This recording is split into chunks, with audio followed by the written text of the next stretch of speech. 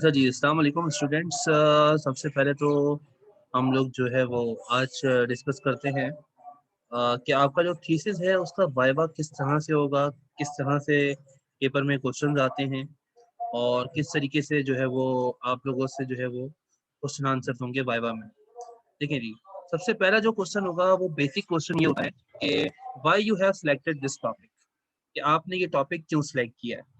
तो आपने उसका जवाब बहुत ही तरीके से और बहुत ही समझ लें कि होशियारी से देना है, क्योंकि जो टॉपिक आप सिलेक्ट करते हैं आपका, एक तो पहली चीज़ ये कि आपकी फील्ड होनी चाहिए, आपका इंटरेस्ट होना चाहिए इस टॉपिक के अंदर।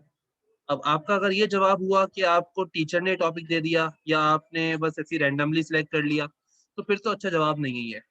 बेहतर जवाब ये होता है कि आपका इंटरेस्ट था इस टॉपिक के अंदर या आपकी फील्ड है, आपकी जॉब यही है, आप इसी फील्ड में जॉब करते हो, आपको इसकी अंडरस्टैंडिंग है, जब भी आपने इस अपने इंटरेस्ट से रिलेटेड ये टॉपिक सिलेक्ट किया है।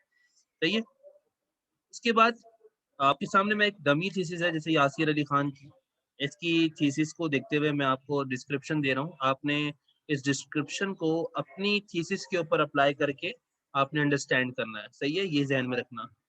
तो आपने सबसे पहले अपना टाइटल पेज अपना जो है वो आपने एक टॉपिक मेंशन कर दिया। उसके बाद फिर हमारे पास जो जो सेकंड स्लाइड होगी इसकी, वो क्या होगी देखते हैं। अच्छा जी, सेकंड हमारे पास स्लाइड है वो बेसिकली है, अगर आप देखें तो ये बैकग्राउंड ऑफ स्टडी आएगा।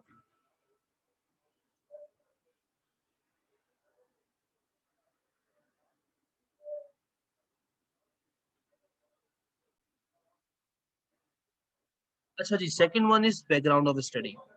बैकग्राउंड ऑफ स्टडी में क्या होता है कि आपकी जो स्टडी है इसका बैकग्राउंड क्या है। बैकग्राउंड के अंदर आपने अगर आप मेंशन किया है जो भी आपके पास पैराग्राफ्स हैं, आपने उन बैकग्राउंड को चंद समझने के एक दो पैराग्राफ को अपनी पीपीटी में मेंशन करना है। और बैकग्राउंड का मतलब ये होता है कि आपने जो टॉपिक सिलेक्ट किया है पास्ट में इसके ऊपर क्या रिसर्च हो चुकी है, पास्ट में इससे रिलेटेड कोई अगर आपको इंफॉर्मेशन है तो आप वो शेयर करें यहाँ पे। बेसिकली जैसे कि हमारा टॉपिक है impact impact of green supply chain management on pharmaceutical industry. तो इसी तरह से हमने इसका बैकग्राउंड को थोड़ा ये अंडरस्टैंड किया कि companies not only have to compete directly with each other in a highly competitive business environment, but their supply chain often has rivalries. To compete effectively, companies need some form of competitive advantage. In this respect, findings from previous research have shown that supply chain management plays an important role in providing companies with the strategic advantage they need to improve their organizational effectiveness. हमने यानी कि ये past research paper से पढ़ा कि background में 2016-2018 में जिन्होंने इस पर रिसर्च करी थी, उन्होंने भी ये चीज ऑब्जर्व करी थी कि आजकल का जो एनवायरनमेंट है इसके मुताबिक अगर हम देखें तो हर कंपनी अपने चैनल को और अपने समझने के ऑर्गेनाइजेशन के अंदर ग्रीन एनवायरनमेंट लेकर आना चाह रही है, ताकि जो आपका प्रोडक्ट हो वो इको फ्रेंडली और एनवायरनमेंट फ्रेंडली हो। क्योंकि आजकल के दौर में वही चीज इफेक्टिव है और वही चीज क्वालिटी वाइज जो है वो एफिशिएंट है, जो कि ग्रीन सप्लाई चेन मैनेजमेंट या ग्रीन एनवायरनमेंट के अंदर बन रही हो। तो फार्मास्यूटिकल इंडस्ट्री खास करके आपको पता है कि बहुत ज्यादा इसके अंदर जो है वो सेंसिटिविटी होती है, जिस वजह से इधर तो ग्रीन एनवायरनमेंट होना बहुत ही मस्ट है। इसी तरह से अगर हम आ जाए प्रॉब्लम स्टेटमेंट, प्रॉब्लम स्टेटमेंट क्या होती है कि when you have selected this topic, what problem you have been observed in this topic. आपने क्या ऐसी प्रॉब्लम ऑब्जर्व करी थी कि आपने इस टॉपिक को सिलेक्ट किया। सबसे पहले जो आपका टॉपिक है वही आपकी प्रॉब्लम स्टेटमेंट होती है, ये ध्यान में रखना। इसके अलावा प्रॉब्लम स्टेटमेंट को फर्दर भी डिस्क्राइब कर सकते हैं हम लोग, जैसे कि this study is about to investigate the impact of green supply chain management on pharmaceutical sector. By using non-green methodologies, organizations are attempting to save cost. There are very high prices of environmentally friendly products and packaging. हमने ये problem observe करी यहाँ पे कि normal routine में जब आप green environment adopt नहीं करते या ग्रीन प्रोडक्ट्स नहीं बनाते तो आपकी कॉस्ट सेव हो जाती है, और कॉस्ट सेव करने की वजह से ऑर्गेनाइजेशंस अपनी ग्रीन मेथोडोलॉजीज को अप्लाई नहीं कर रही होती। लेकिन हमने यही रिसर्च करनी है कि किस तरह से ग्रीन इन्वायरमेंट को अगर हम लेकर आते हैं, अडॉप्ट करते हैं, तो हमारे प्रोडक्ट की एफिशिएंसी और प्रोडक्ट की जो हमारे पास समझ लें कि एक तरह की सेल है वो किस तरह से इंक्रीज हो सकती है। क्योंकि नाउ डेज जो कंज्यूमर है हमारा, वो आपकी क्या चीज, वो ग्रीन एनवायरनमेंट को पसंद कर रहा है, इको फ्रेंडली प्रोडक्ट्स को पसंद कर रहा है, एनवायरनमेंट फ्रेंडली प्रोडक्ट्स को पसंद कर रहा है। तो हमने प्रॉब्लम स्टेटमेंट यही डिफाइन करी है कि हमने जो है ऑब्जर्व किया था कि बहुत सारी ऑर्गेनाइजेशन ग्रीन एनवायरनमेंट को अप्लाई नहीं करती अपनी कॉस्ट को सेव करने के लिए। इसीलिए हमने इस पर रिसर्च करी है कि किसके क्या फायदे हैं, क्या बेनिफिट्स हैं कि हम अगर ग्रीन एनवायरनमेंट को अप्लाई करते हैं फार्मास्यूटिकल सेक्टर में, तो हमारी किस तरह से जो ऑर्गेनाइजेशन के अंदर एफिशिएंसी आ सकती है, परफॉर्मेंस किस तरह से ऑर्गेनाइजेशन की बेटर हो सकती है। इसके बाद है कुछ रिसर्च क्वेश्चंस। रिसर्च क्वेश्चंस क्या होते हैं, जो भी आप लोग इंडिपेंडेंट वेरिएबल्स यूज कर रहे होते हो, उनका जो इम्पैक्ट आता है डिपेंडेंट वेरिएबल पे, वो बेसिकली आपका रिसर्च क्वेश्चन है कि हमारी इस रिसर्च में हम क्या करने जा रहे हैं। In this research we have 3 independent variables and 1 is dependent variable. Green supply chain planning, green procurement, and green manufacturing are independent variables, and the green supply chain performance is the dependent variable. उन्हीं को हमने question की शक्ल में लिख दिया कि what is the impact of green supply chain planning on firms green supply chain performance. दूसरा, what is the impact of green procurement on firms green supply chain performance. And the third one is what is the impact of green manufacturing on firms green supply chain performance. तो इनको हमने just question mention कर दिए और यही हमारे objectives हैं। अगर इनको हम इंटेरोगेटिव फॉर्म में लिखेंगे तो क्वेश्चन मार्क में, और इसी को हम अगर नॉर्मली इसको अगर हम लोग अफर्मेटिव फॉर्म में लिखेंगे तो ये हमारे ऑब्जेक्टिव्स हैं कि to identify the in this research what we have to do. यहाँ पे हम क्या करेंगे, हमारा ऑब्जेक्टिव, हमारा पर्पस क्या है। In this research our purpose is to identify the relationship between green supply chain planning on firms green supply chain performance. इसी तरह से एंड सो ऑन मैंने आपके सामने 2 फर्दर रिसर्च ऑब्जेक्टिव्स भी लिख दिए हैं। Then scope of the study. What is the scope of the study? इस स्टडी का फर्दर क्या स्कोप है, क्या इसके बेनिफिट्स, क्या इसके मेरिट्स हैं, क्या इसके डीमेरिट्स हैं, यानी कि इसके प्रोज एंड कॉन्स हमने बेसिकली बताने हैं। तो scope basically pharmaceutical sector needs more cleanliness and environmental safe production. In this research we sorry to say यहाँ पे हमारे पास जो है ये इन दिस रिसर्च आएगा, सही है, not those. In this research, we are going to explore green supply chain process for improving the production and its positive impact on firm performance. Then, significance. Significance का मतलब होता है importance of this study. What is the importance of this study? Green supply chain planning or green supply chain management has become a very crucial and significant topic today. Both pharmaceuticals that use chemicals and there are dangerous goods that are toxic to the environment. To avoid environmental harm, the introduction of green supply chain management has become a requirement. आज के दौर में green supply chain आपकी requirement है, ये आपकी शौक नहीं है कि आप चाहे तो अडॉप्ट करें चाहे तो ना करें। In today's world everyone is adopting the green supply chain management. और इवन अगर हम बात करें हर जगह पे HRM ह्यूमन रिसोर्स मैनेजमेंट, वहां भी ग्रीन ह्यूमन रिसोर्स प्रैक्टिसेस हो रही हैं। सब सेल की बात करें, मार्केटिंग की बात करें, कोई भी फील्ड में आ जाए तो आपकी जो है वो ग्रीन एनवायरनमेंट आपका क्रिएट हो रहा है। क्योंकि ग्रीन एनवायरनमेंट का मतलब आपका product eco friendly, environmental friendly हो जाता है और वो आपके एनवायरनमेंट के लिए हार्मफुल पे नहीं रहता, सही है। उस तरह से फिर हमारे पास है लिटरेचर रिव्यू। अच्छा, लिटरेचर रिव्यू आप अपनी थीसिस से चाहें तो 2, 3, 4 जितने भी आप चाहें अपनी साइटेशंस के साथ, ये जो आपको ब्रैकेट्स में गिवन होती हैं they are called citations. Citations में हम क्या करते हैं, जो भी हमारा आर्टिकल हमने जहां से लिटरेचर कलेक्ट किया है उनका हम लोग लास्ट नेम और उनका जो पब्लिश ईयर होता है, ईयर यानी पब्लिशिंग ईयर होता है, उसको मेंशन करते हैं। इस तरह के फर्स्ट वाले में हमारे पास जाय एंड ब्रीन, इन्होंने 2012 में बेसिकली अपना ये जो बात हमारी जो एक्सप्लेनेशन जो स्टेटमेंट हमने लिखी है ये इनकी रिसर्च पेपर से ली गई है।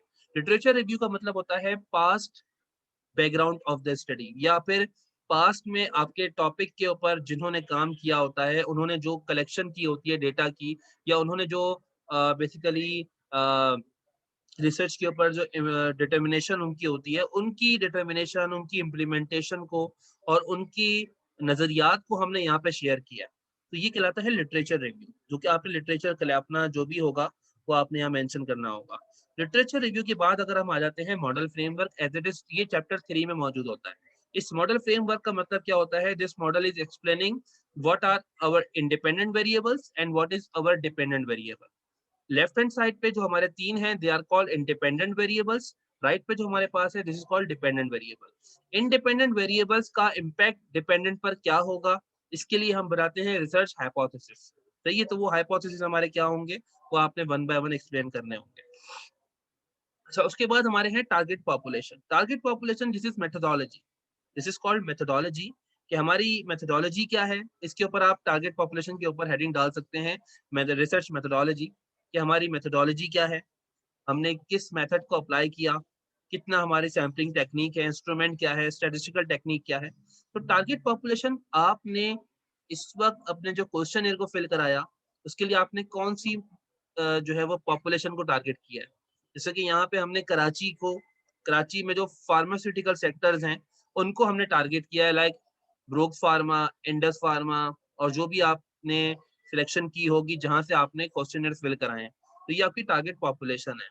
इसके बाद सैम्पलिंग टेक्निक है। सैम्पलिंग टेक्निक है कन्वेनियंस सैम्पलिंग टेक्निक। इसका मतलब क्या होता है? इसका मतलब कि आपके लिए जो कन्वेनियंट था वहां से आपने बेसिकली क्वेश्चन फिल कराए, और उनके थ्रू आपने क्या करी, सैम्पलिंग आपने, यानी कि सिलेक्टेड लोगों को नहीं भेजी आपने, रैंडमली जो है वो लोगों को सेंड किया जो आपके ग्रुप में थे। लाइक इस चीज के हवाले से बात करें तो जो बच्चे ने डेटा कलेक्ट किया है वो कैसे किया है, अपने जहाँ पे जिस ऑर्गेनाइजेशन में वो काम करता है वो फार्मास्यूटिकल सेक्टर है, उसमें अपने व्हाट्सएप ग्रुप्स में, अपने फेसबुक ग्रुप्स में, और उसके अलावा अनदर जो आपकी फार्मास्यूटिकल सेक्टर्स हैं उनको उन्होंने शेयर किया और उन्होंने क्वेश्चनर्स को फिल करके दिया। तो ये हमारी कन्वीनियंस सैम्पलिंग है कि जो हमारे लिए आसान और फीजिबल था वो हमने टेक्निक यूज कर ली। This is called convenience sampling. Instrument of data collection क्या है कि आपने डेटा कलेक्शन के लिए कौन सा इंस्ट्रूमेंट यूज किया। We have different instruments like we can survey, we can हम लोग सर्वे कर सकते हैं, फोन कॉल्स हैं, इंटरव्यू हैं, they are called they are the sources of primary data. But in this research we have used questionnaires. Questionnaire is our instrument of data collection, जिसके through हमने data collect किया। Research design हमारा quantitative है, और उसके अलावा हमने social media का इस्तेमाल किया है इसके अंदर, क्योंकि आपने सबने ऑनलाइन क्वेश्चन फिल कराए हैं तो ऑब्वियसली सबने व्हाट्सएप फेसबुक का यूज किया होगा। स्टैटिस्टिकल टेक्निक क्या है? आपका जो मॉडल है वो लीनियर रिग्रेशन मॉडल है, इसको मल्टीपल लीनियर रिग्रेशन मॉडल भी कहते हैं, क्योंकि इसके अंदर आपका 3 इंडिपेंडेंट वेरिएबल है और एक डिपेंडेंट वेरिएबल है। अगर इन केस एक डिपेंडेंट और एक इंडिपेंडेंट वेरिएबल हो तो ऐसी सूरत में सिंपल लीनियर रिग्रेशन मॉडल लगता है। बट आपने अभी इंडिपेंडेंट वेरिएबल्स एक से ज्यादा यूज करे हैं, that means you have to use the multiple linear regression model, जो कि आपने इस्तेमाल किया है। Regression model is your statistical test, ये आपके टेस्ट का नाम है। सही है, ये आपके एक टेक्निक है टेस्ट की। सही है, तो आपने ये इस्तेमाल करी है, और इसके अंदर आपने सॉफ्टवेयर जो यूज किया है वो SPSS 17.0 सॉफ्टवेयर है, जिसके थ्रू हमने डेटा टेस्ट रन किए हैं और हमारे आउटपुट्स आए हैं SPSS के। उसके बाद है रिलायबिलिटी। रिलायबिलिटी चैप्टर नंबर 3 में आता है। रिलायबिलिटी स्टैटिस्टिक्स में हम ये देखते हैं कि जो हमारे रिस्पोंडेंट से जो हमने क्वेश्चनियर फिल कराए थे वो 40 थे, उसमें से कोई एक्सक्लूड नहीं हुआ। दैट मीन्स कोई हमारा आउटलायर नहीं था यहाँ पे, कोई भी ऐसा नहीं था जिसने हमारे डेटा में कोई वेरिएशन या वेरिएंट मौजूद किया हो। तो इसका मतलब कि ऑल आर वैलिड्स। उसके बाद 240 रिस्पोंडेंट्स में हमारे पास रिलायबिलिटी स्टैटिस्टिक्स क्रॉनबेक्स अल्फा इज 0.893। अगर आपकी क्रॉनबेक्स अल्फा की वैल्यू 0.5 एंड उससे अबव है, that means your data is reliable and good for the further study और फर्दर एनालिसिस। आप उसको फर्दर एनालिसिस में, फर्दर स्टडी में इस्तेमाल कर सकते हो। और आपके नंबर ऑफ आइटम्स जो हैं वो हैं 14। दैट मींस आपने जो क्वेश्चन बनाए थे उसमें आपके 14 क्वेश्चन है जो कि इंडिपेंडेंट और डिपेंडेंट वेरिएबल्स के थे। तो आपने वही इसको मेंशन कर दिया यहाँ पे आपने। उसके बाद है हमारे पास डिस्क्रिप्टिव स्टैटिस्टिक्स। डिस्क्रिप्टिव स्टैट्स हमारे पास हर बच्चे की हो सकता है कि थीसिस में ना हो, किसी में होगा किसी में नहीं। जिसमें हो तो वो सुन ले किस तरह एक्सप्लेन करते हैं इसको। डिस्क्रिप्टिव स्टैट्स में we have there are different means are given which are basically the expected values of the variables by respondents. Different means हमारे सॉफ्टवेयर से कैलकुलेट हुए हैं। अब मीन्स हमें ये बता रहे हैं कि हमारा डिफरेंट मीन यानी average value green supply chain performance, green supply chain planning, green procurement and green manufacturing की ये 4 पॉइंट समथिंग है। स्टैंडर्ड डेविएशन पॉइंट में है, जो कि ये बता रहा है कि आपका जो आंसर है या जो आपके मीन एवरेज वैल्यूज हैं उनके अंदर कितना डेविएशन, कितना उसके अंदर चेंज आ सकता है। Standard deviation is also called standard error, कि हमारे आंसर में कितना फर्दर एरर हो सकता है। एरर का मतलब एरर या तो आगे पॉजिटिव भी हो सकता है या फिर नेगेटिव भी हो सकता है। जैसे 4.29 मिसाल के तौर पे एक वैल्यू 10 है, उसका स्टैंडर्ड डेविएशन 2 है, इसका मतलब वो जो 10 वैल्यू है वो 12 भी हो सकती है, 8 भी हो सकती है। ये इसका मतलब होता है डेविएशन। सही है बेटा। तो standard deviation is called standard error, के हमारे रिसर्च में कितने मीन में, एवरेज में एरर के चांसेस मौजूद है। उसके बाद आ जाइए model summary. Model summary basically क्या है? मॉडल समरी हमें ये एक्सप्लेन करती है कि आपके पास ये सबसे इंपॉर्टेंट टेबल है, ये ध्यान में रखिएगा। मॉडल समरी में R is called coefficient of correlation, जिसका मकसद क्या होता है कि हमारे इंडिपेंडेंट वेरिएबल्स का डिपेंडेंट वेरिएबल से क्या रिलेशन है। अगर आपकी वैल्यू, इसकी डिग्रीज होती हैं, कुछ कुछ इसकी रेंज होती हैं। नॉर्मली कोरिलेशन आपकी -1 से +1 होती है, इसके दरमियान लाई करती है। आपकी कोरिलेशन 0.757 है, अगर ये वैल्यू 0.757 यानी कि आ रही है, इसका मतलब कि ये एक मॉडरेट कोरिलेशन है। और पॉजिटिवली मॉडरेट क्यों है? क्योंकि हमारा आंसर पॉजिटिव है, इसका मतलब देयर इज मॉडरेट। मॉडरेट का मतलब देखिए, 3 तरह की कोरिलेशन ध्यान में रखिएगा, एक होती है वीक, एक होती है मॉडरेट, एक होती है स्ट्रॉन्ग। स्ट्रॉन्ग 0.8 से अबव आ जाए, स्ट्रॉन्ग कोरिलेशन है, बट 0.75 आ रही है समथिंग, इसका मतलब क्या है? ये एक दरमियानी, एक मॉडरेट कोरिलेशन है। सही है। मतलब इंडिपेंडेंट वेरिएबल्स का जो इम्पैक्ट है हमारे डिपेंडेंट वेरिएबल पर, वो कैसा आ रहा है? वो एक दरमियाना, एक समझ लो कि मिडिल लेवल का आ रहा है। बहुत हाई लेवल भी नहीं है, बहुत लो लेवल भी नहीं है, मॉडरेट लेवल का है। और इसके अंदर आर स्क्वायर और adjusted R square, they are called coefficient of determination. Determination का मतलब होता है कि जो आपके इंडिपेंडेंट वेरिएबल्स हैं, उनका इम्पैक्ट कितना % आपके डिपेंडेंट वेरिएबल पर आ रहा है। तो यहाँ पे हमारे पास जो वैल्यू है, अगर आप नोट डाउन करें, यहाँ पे जो आपको वैल्यू दिखाई दे रही है एडजस्टेड आर स्क्वायर की, दिस इज 0.567, विच मीन्स अगर इसको मल्टीप्लाई बाय 100 करें तो 56.7% जो मॉडल है, रिग्रेशन मॉडल या डेटा, वो आपका किससे एक्सप्लेन हो रहा है? वो आपके इंडिपेंडेंट वेरिएबल्स एक्सप्लेन कर रहे हैं। यहाँ पे 3 इंडिपेंडेंट वेरिएबल्स हैं जो कि ये मेंशन है। इन तीनों का जो इम्पैक्ट है इस डिपेंडेंट वेरिएबल पे, ये 56.7% आ रहा है। अब सवाल ये होता है कि रिमेनिंग 100 में से अगर माइनस करें 56.7, तो वो रिमेनिंग 43.3% बचता है। तो वो कौन सा इम्पैक्ट है फिर? वो कौन है? वो परसेंटेज क्या कहला रही है फिर? याद रखें, जो एडजस्टेड आर स्क्वायर या आर स्क्वायर हमें गिवन होते हैं, ये कोफिशिएंट ऑफ डिटर्मिनेशन कहलाते हैं। और जो हमें नहीं गिवन, यानी 43.3% जो हमने मालूम किया, वो क्या है? वो हमारा नॉन डिटर्मिनेशन कहलाता है। नॉन डिटर्मिनेशन का मतलब ये वो वेरिएबल्स का इम्पैक्ट है जो कि हमारे स्टडी का पार्ट नहीं है। ये वो वेरिएबल्स का इम्पैक्ट है जो कि हमारे रिसर्च में इस वक्त यूज नहीं हो रहे, और इनका इम्पैक्ट यानी कि हम कह सकते हैं कि this impact 43.3% impact is showing the impact of unknown variables on our dependent variable। हमारे डिपेंडेंट वेरिएबल पे अननोन वेरिएबल्स का इम्पैक्ट आ रहा है जो कि 43.3% है। सही है बेटा। तो ये आपने मॉडल समरी के अंदर ये ध्यान में रखना है। उसके अलावा आपके पास जो है वो स्टैंडर्ड एरर आपको बता दिया था मैंने अभी ऑलरेडी। स्टैंडर्ड एरर क्या होता है कि कितना एरर के चांसेस हमारे पास हैं, एरर कितना हो सकता है, हमारा आंसर कितना डेविएट कर सकता है। उसके अलावा हमारे पास मौजूद है Durban Watson. Durban Watson basically एक ऐसा टूल है जिसके थ्रू हमें पता लगता है कि हमारे आंसर में हमारे जो वेरिएबल्स हैं उनके आपस में कहीं पे कोरिलेशन तो नहीं है, या आपस में कोई ऑटो कोरिलेशन मौजूद तो नहीं है। लेट्स सपोज 3 इंडिपेंडेंट वेरिएबल हैं, इन तीनों का इम्पैक्ट हमें चेक करना है डिपेंडेंट वेरिएबल पे।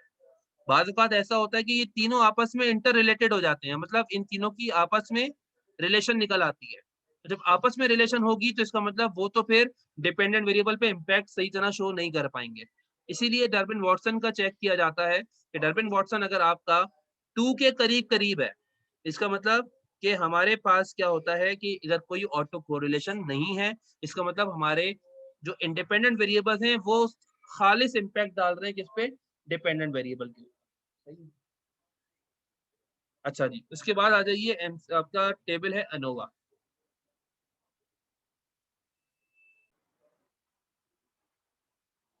अच्छा जी, अब देखिए यहाँ पे हमारे पास क्या है? एनोवा। एनोवा का मतलब क्या होता है? Analysis of variance. Analysis of variance across the groups, यानी कि हमारे पास एक ग्रुप है इंडिपेंडेंट वेरिएबल्स का, और एक ग्रुप है डिपेंडेंट वेरिएबल का। इन दोनों के दरमियान में जो वेरिएशन है उसका हमें एनालिसिस करना है। इसके एनालिसिस के लिए आपने सिंपल ये याद रखना है कि हमारा जो मॉडल बना है वो मॉडल फिट है या अनफिट है। उसको देखने के लिए आपने सिंपल पहले सिग वैल्यू देखनी है। अगर सिग वैल्यू आपकी 0.05 से कम आ रही है, जिसको 0.00 इसका मतलब बेस्ट है, और अगर 0.05 से कम आ रही है इसका मतलब this model is good fit for the further study और फर्दर एक्सप्लेनेशन। हम इसको इस मॉडल को फर्दर इस्तेमाल कर सकते हैं। There is no high variation, there is no high जो है वो अनोवा। तो अनोवा हमारे पास एक्सप्लेन करता है कि हमारे पास जो वैल्यूज हैं वो जो हमारे पास आई हैं वो क्या है, एनालिसिस के लिए फर्दर इस्तेमाल हो सकती हैं या नहीं। तो उसके लिए आपने देखा सिग वैल्यू 0.00 है, that means F statistics shows that the sig value is 0.00, which explains that the model is good fit for the further analysis. उसके बाद हमारे पास है कोफिशिएंट्स वाला टेबल। कोफिशिएंट्स वाले टेबल को बहुत अच्छी तरह समझना है। कोफिशिएंट्स वाले टेबल में आपके पास दो तरह के आपके पास स्टैंडर्डाइज्ड कोफिशिएंट्स हैं और अनस्टैंडर्डाइज्ड। इन दिस रिसर्च और इन ऑल रिसर्च, जो भी आप रिसर्च कर रहे हो उसमें आप अनस्टैंडर्डाइज्ड कोफिशिएंट यूज करते हो, नॉट स्टैंडर्डाइज्ड। अच्छा जी, अब हमारे पास अनस्टैंडर्डाइज्ड कोफिशिएंट जो मौजूद हैं, इसमें सबसे पहला है कांस्टेंट। कांस्टेंट का मतलब क्या होता है? कांस्टेंट का मतलब जो आप रिग्रेशन इक्वेशन बनाते हो उस इक्वेशन में हमारे पास एक होता है कांस्टेंट। देखिए अगर आप हम बात करें नॉर्मल रिग्रेशन इक्वेशन जो होती है वो होती है y is equals to a plus B X. In simple linear regression model है। जो a है ना, जो अकेला लिखा होता है वो कांस्टेंट कहलाता है, और जो x के साथ लिखा होता है वो कोफिशिएंट कहलाता है। तो हमारे पास तीन इंडिपेंडेंट वेरिएबल हैं, तो एक दो तीन, तो इसलिए ये हो जाएगा बीटा 1, बीटा 2 और तीसरा बीटा 3। तो तीन इंडिपेंडेंट तीन हमारे पास कोफिशिएंट्स आ गए। उसके अलावा एक जो ऊपर लिखा हुआ है ये कांस्टेंट है जो अकेला होगा। सही है बेटा? तो ये हमारे पास ध्यान में रखना कि ये बीटा की जो वैल्यूज होती हैं अनस्टैंडर्डाइज वाली इस्तेमाल होती हैं, और ये हमें क्या बताती हैं ये मैं आपको नेक्स्ट जो इक्वेशन बनाई है उसके अंदर समझाऊंगा कि ये बीटा हमें क्या बताएगा, बीटा हमें क्या एक्सप्लेन करेगा। सही है? बीटा से पहले ये दो टेबल आखिरी वाले, इनको अच्छी तरह ध्यान में रखना है। ये कोफिशिएंट्स वाले टेबल ये मोस्ट इंपॉर्टेंट टेबल हैं जिनके थ्रू हम फैसला करेंगे कि हमारा हाइपोथेसिस एक्सेप्ट हो रहा है या रिजेक्ट हो रहा है। सही है? तो अब जहन में रखो, आपके पास पहला इंडिपेंडेंट वेरिएबल, दूसरा, तीसरा। तीनों के अंदर देखो पहले की जो टी वैल्यू है वो क्या है? पहले की टी वैल्यू क्या है? 2.027। इसका मतलब एक वैल्यू पता लगी, दूसरी 4.995, तीसरी 5.936। अगर आपकी ये टी वैल्यू ग्रेटर देन 2 है, इसका मतलब हमारा जो हाइपोथेसिस है, हमारा हाइपोथेसिस वो क्या हो रहा है? एक्सेप्ट हो रहा है। सही है? इसी तरह से दूसरी कंडीशन हाइपोथेसिस चेक करने की, आपकी सिग वैल्यूज ये जो गिवन है अगर ये लेस देन 0.05 है तो भी हाइपोथेसिस क्या हो रहा है? एक्सेप्ट हो रहा है। तो ये दो कंडीशन है हमारी हाइपोथेसिस को एक्सेप्ट और रिजेक्ट करने की। अगर वैल्यूज आपकी ग्रेटर देन 0.05 होती सिग वैल्यूज तो हाइपोथेसिस रिजेक्ट हो जाता। अगर आपकी टी वैल्यूज लेस देन 2 होती तो भी हाइपोथेसिस रिजेक्ट हो जाता। बट अभी वाली कंडीशन में T values are greater than 2 and sig values are less than 0.05। That means our hypothesis are accepted. हमारे हाइपोथेसिस क्या हो रहे हैं? एक्सेप्ट हो रहे हैं। तो ये आपने मेन बात याद रखनी है हाइपोथेसिस एक्सेप्ट और रिजेक्ट के लिए। अच्छा जी, तो ये सारी बातें मैंने नीचे लिखी हुई है इंटरप्रिटेशन में। ये जो हमारे पास नीचे लिखी है this is called interpretation. Interpretation का मतलब होता है टेबल की एक्सप्लेनेशन को इंटरप्रिटेशन कहा जाता है। उसके बाद आ जाइए रिग्रेशन इक्वेशन, जो अभी आपको बता रहा था ना बीटा। देखिए ये बीटा पहला वाला अगर आप नोटिस करें, पहला वाला जो बीटा हमारे पास है वो 0.113, 0.320, 0.365, और ये क्या है? कांस्टेंट है। इन्हीं को हमने क्या करना है? अब रिग्रेशन इक्वेशन बनानी है, यानी रिग्रेशन मॉडल जिसको हम कहते हैं अपना, ये हमने बनाया। इसके अंदर आपने क्या करा? यहाँ पे रखा डिपेंडेंट वेरिएबल, और यहाँ पे क्या है? हमारे इंडिपेंडेंट वेरिएबल्स हैं। सही है, सही है। यहाँ पे हमारा डिपेंडेंट वेरिएबल है GSCP, मतलब ग्रीन सप्लाई चेन प्लानिंग। उसके बाद सही है, उसके बाद हमारे पास क्या है, GSP green supply chain planning. अच्छा, और उसके बाद हमारे पास है GSP ग्रीन सप्लाई चेन। अच्छा, ये जो हमारे पास मेंशन है ना लेफ्ट हैंड साइड पे, ये है डिपेंडेंट वेरिएबल, और राइट पे जो हमारे पास है ये क्या है, इंडिपेंडेंट वेरिएबल्स। अब ये इंडिपेंडेंट वेरिएबल्स हमें क्या बता रहे हैं कि जो हमारे, इन केस अगर मैं कहूं कि ये भी, ये सारे क्या हो जाएं, सब जीरो हो जाएं। अगर ये सब जीरो हो जाते हैं तो आपका ग्रीन सप्लाई चेन परफॉर्मेंस एक फर्म की क्या होगी, 0.887, ये फिक्स रहेगी। बाकी अगर जीरो हो जाए तो सही है। इसी तरह से लास्ट में जो लिखा है ये एरर है, क्योंकि हम अपनी वैल्यूज को एस्टिमेट कर रहे हैं, और जहां भी किसी चीज को एस्टिमेट किया जाता है वहां पे एरर के चांसेस जरूर होते हैं। सही है। अच्छा, अब यहाँ पर आपने क्या देखना है कि जो हमारी वैल्यूज हैं ये क्या एक्सप्लेन कर रही हैं। आपके पास ये वैल्यू एक्सप्लेन ये कर रही हैं कि अगर इन केस ये हमारे पास वैल्यू 1 हो, 1 को मल्टीप्लाई करेंगे 0.113 से, तो इसका इम्पैक्ट कितना आएगा GSCP पे, वो हमने बताना है। देखिए उसके अंदर मैंने बकायदा लाइन में एक्सप्लेन किया है इसको। पहला है the above regression equation is showing the per unit impact of independent variables on dependent variable. Per unit का मतलब अगर GSP 1 हो जाए तो 1 मल्टीप्लाई बाय 0.113, आपकी ग्रीन सप्लाई चेन परफॉर्मेंस जो है वो कितने से इंक्रीज हो जाएगी, 1 से। अगर इन केस किसी की वैल्यू यहाँ पे माइनस में लिखी हुई है, माइनस का मतलब ये डिक्रीज हो जाएगा, अगर ये प्लस में लिखा है तो ये इंक्रीज हो जाएगा, ये बात याद रखना। मतलब अगर वैल्यू प्लस में आ रही है तो इंक्रीज हो रहा है, वैल्यू माइनस में आ रही है तो डिक्रीज हो रहा है, ये बात याद रखना। अब हमने यहाँ पे देखें लाइन लिखी है एक, पहली लाइन है if 1 unit is increase in the green supply chain planning, यानी पहले वाले में अगर 1 यूनिट इंक्रीज होता है तो जो ग्रीन सप्लाई चेन परफॉर्मेंस है कितने से इंक्रीज हो जाएगी, 0.113 से। इसी तरह से अगर हम लोग इसका 1 यूनिट इंक्रीज करते हैं GP का, यानी ग्रीन प्रोक्योरमेंट का, तो आपकी जो डिपेंडेंट वेरिएबल है GSCP यानी green supply chain performance organization की, वो 0.320 से क्या हो जाएगी, इंक्रीज हो जाएगी। तो वो क्या हो जाएगी, 0.320 से क्या हो जाएगी, इंक्रीज हो जाएगी।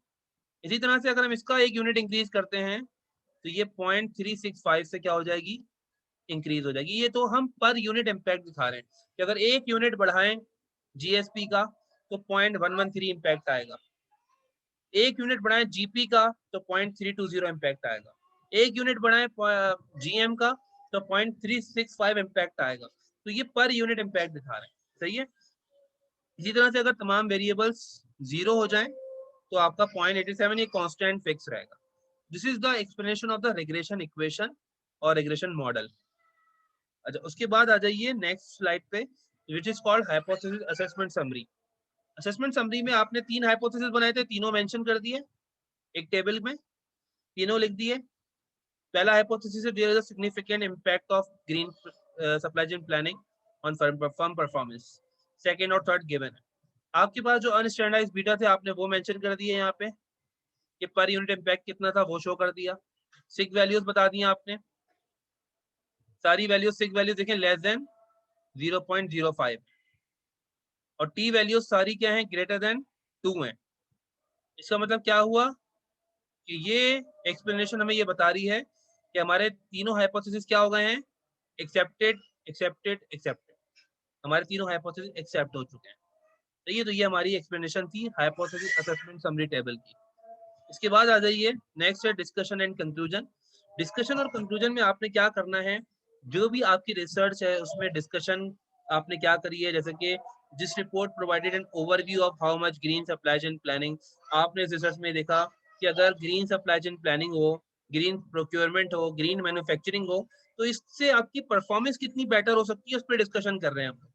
जैसे कि today every organization is moving towards green production and eco friendly and environmental friendly production.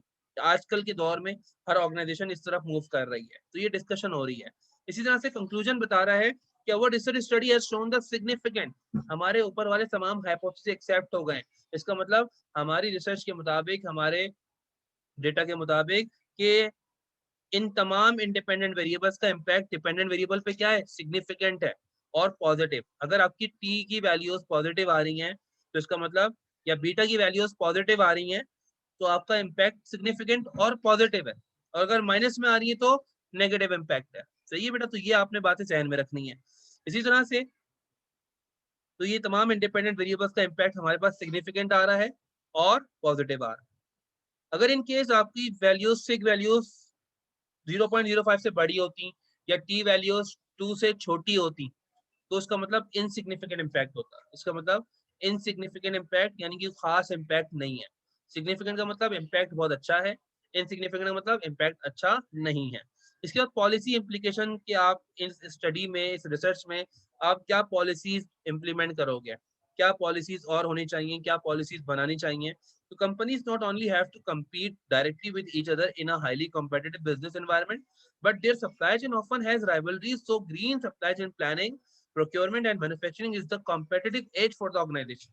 हम ये बात पे सेकंड करते हैं कि ये तीन जो हमने इंडिपेंडेंट वेरिएबल्स लिए हैं, अगर इसके ऊपर ऑर्गेनाइजेशन काम करती हैं तो वो कंपनीज अपनी ऑर्गेनाइजेशन परफॉर्मेंस को बेटर कर सकती हैं। इसी तरह से अगर अपना कंपटीशन, देखिए नॉर्मली हर ऑर्गेनाइजेशन आजकल परफेक्ट कंपटीशन में मौजूद है, यानी कि कॉम्पिटिटिव एनवायरनमेंट में काम कर रही है। सही है, तो ऑब्वियस सी बात है, तो आप अगर चाहते हो कि इफेक्टिवली compete करो, कंपटीशन करो, तो कंपटीशन में आपको ग्रीन सप्लाई चेन का भी एक समझ लो कि जो एलिमेंट है वो इंक्लूड करना होगा। तो ये इससे क्या होगा, ग्रीन सप्लाई चेन इंक्लूड करने से आप जो है वो नॉर्मली जो है वो अपनी परफॉर्मेंस भी बेटर कर सकते हो। उसके अलावा this study is very useful throughout the world, the technology is now growing faster so that every organization and business needs to adopt the green and environmental friendly supply chain management so that the firm performance would become eco friendly and green। जिस तरह technology दिन ब दिन बढ़ रही है, इसी तरह से हर ऑर्गेनाइजेशन का जो काम करने का तरीकाकार है या अपनी ऑर्गेनाइजेशन परफॉर्मेंस को बेटर करने का तरीकाकार है वो भी चेंज होता जा रहा है। यानी कि एक तरह से ऑर्गेनाइजेशन कल्चर डिफरेंट हो रहा है, मुख्तलिफ होता जा रहा है। तो आपने अगर अपने साथ अपने आप को वक्त के साथ साथ चेंज ना किया तो आप पीछे रह जाओगे। लाइक नोकिया, नोकिया जिस तरह से एक जमाने में एक टॉप लेवल पे था, आज नोकिया का लेवल वो नहीं है जो सैमसंग का और आपके जो अदर आईफोन्स और आपके जो चाइना के मोबाइल्स का है। देखिए, तो ये वजूहात हैं थोड़ी बहुत। इसी तरह से लास्ट में फ्यूचर रिसर्च, फ्यूचर रिसर्च का मतलब होता है कि आपने 3 इंडिपेंडेंट वेरिएबल्स का यूज किया, उसका इम्पैक्ट शो कर दिया डिपेंडेंट वेरिएबल पे, लेकिन आपका इम्पैक्ट आर स्क्वायर के मुताबिक 56.7% आ रहा है।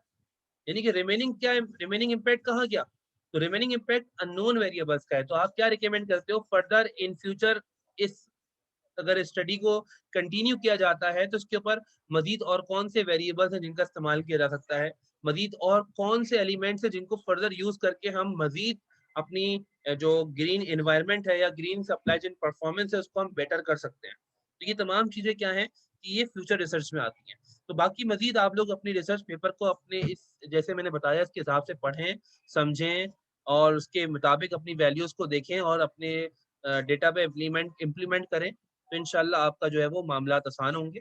बाकी सबसे पहली चीज होती है कि अपने रिसर्च में कॉन्फिडेंस होना, कि आपने जो काम किया उसके ऊपर कॉन्फिडेंस हो आपको कि ये काम आपने जो है वो जो किया है आपने फुल मेहनत से अपनी लगन से किया है, ताकि आपका कॉन्फिडेंस बहुत मायने रखता है। दूसरी चीज, आपकी जो फील्ड है, अपनी फील्ड पे रिलेटेड अगर आपने काम किया है तो अपनी फील्ड से रिलेटेड जनरल कॉन्सेप्ट जो आपके पास मौजूद होंगे उस जनरल कॉन्सेप्ट का जरूर जिक्र करना, एग्जाम्पल्स जरूर शेयर करना।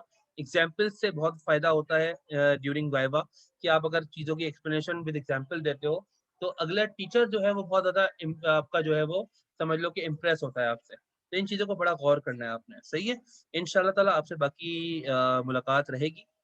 दुआ में याद रखिएगा, अपना ख्याल रखिएगा। अस्सलाम वालेकुम रहमतुल्लाह।